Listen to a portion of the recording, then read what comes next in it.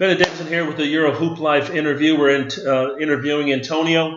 We're going to sit here and ask you a few questions specifically on the Las Vegas Summer Leagues. When I was doing the NBA Summer Leagues as a European player, I was always trying to be seen and exposed out there for any teams. But I was there hopefully to make a team, but I was more there for the European scouts and team managers to come and recruit me.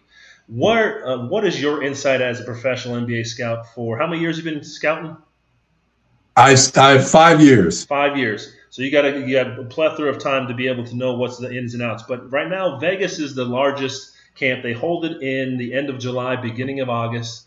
What are some of your insights that you find about Las Vegas? Because I remember it used to be spread out all over the nation. Now it's all been consolidated in one area. What are your insights?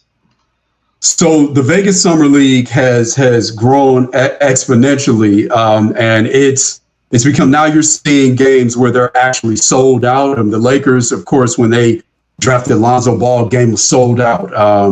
And when, of course, Zion, when he played for maybe a quarter, it was sold out. So Vegas has really centralized the Summer League, and the whole basketball world sort of descends on Vegas. And there are lots of things that are going on there as people are talking about their teams, and maybe people are setting up deals. Free agency is also going on, so lots of things are going on in Vegas. And yes, it's also, as you alluded to, Bennett, it's become a great spot because all of the teams are it's a centralized location and everybody is there.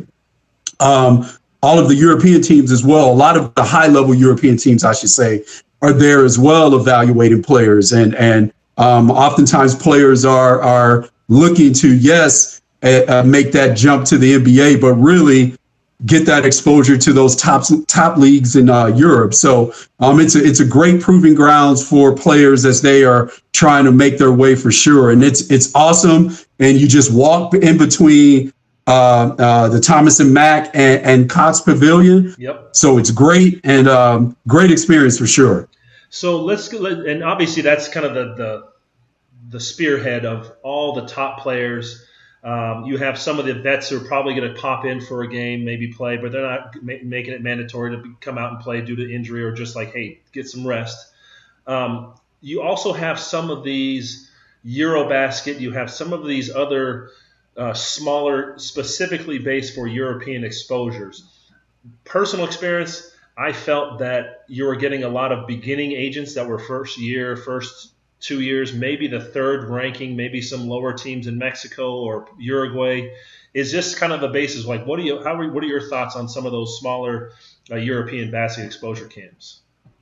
No, totally agree with you. And as I say that, I certainly don't want to sound as if I'm knocking someone's hustle and killing someone's dream, because certainly understand that all sorts of things happen to you as a player where you may need to go the alternative routes to get that exposure that your talent needs to get you to a destination in Europe. So totally understand that. But my experience is, more times than not, as having that experience as an NBA scout, I rarely, if ever, went to those exposure camps where the player paid $500 and was promised an evaluation, their game film, as well as other NBA scouts, other European club scouts coming over there. Certainly not those.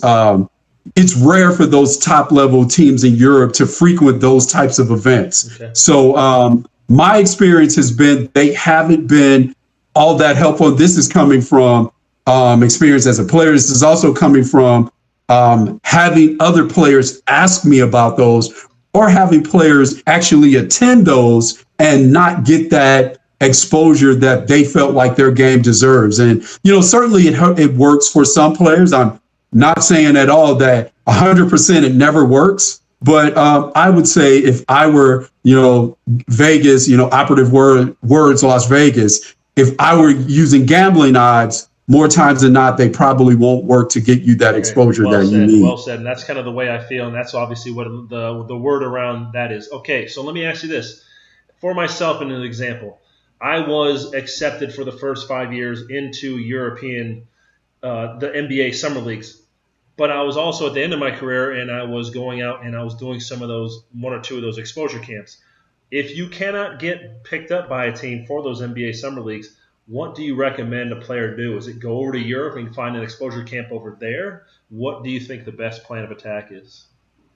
From my experience, Bennett, I've seen that those exposure camps actually in Europe probably will work a little bit better. And there are expenses involved with that, getting your passport, getting a plane, getting an airline ticket, etc. But from my experience, I've seen those work a little bit better for players because they are actually going to Europe and those clubs are actually on the ground there. And even when you do that, you need to make sure that those camps that you're going to are coming from a reputed source and not a reputable source, I should say, and not, someone just throwing a camp together. Hey, I'm here in the States. I'm going to take a traveling team over to Europe and we're going to play. I've seen those as well. And again, not to knock someone's hustle, but I would make sure that it's whether it's a EuroBasket camp or some of the other sources that are reputable in the world that we live in, if I were going to do one of those camps, I would certainly look at doing one of those. And then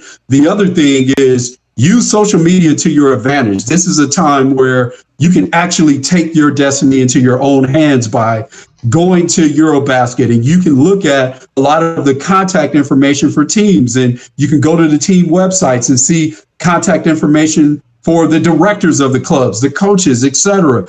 You can link with coaches and GMs of clubs on LinkedIn, and you can send your video through Dropbox. You can send it through LinkedIn. You can email it. You can upload it on YouTube. Take all of these things that you have and take your destiny in your own hands, because today, with all of the platforms that you have, it's still difficult, but it's certainly easier than it was before you had all of the technology at your disposal, for sure. So you're saying trust yet verify through 2 or 3 other sources to make sure. Talk to someone. Don't just take someone's word. Jump on a plane over there.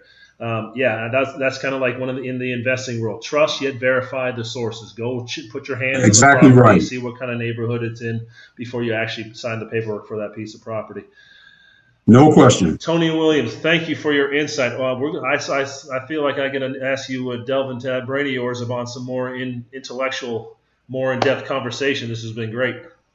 No, let's do that. I appreciate it. Again, Bennett, thank you for sharing your platform with me. Again, stay healthy, stay safe.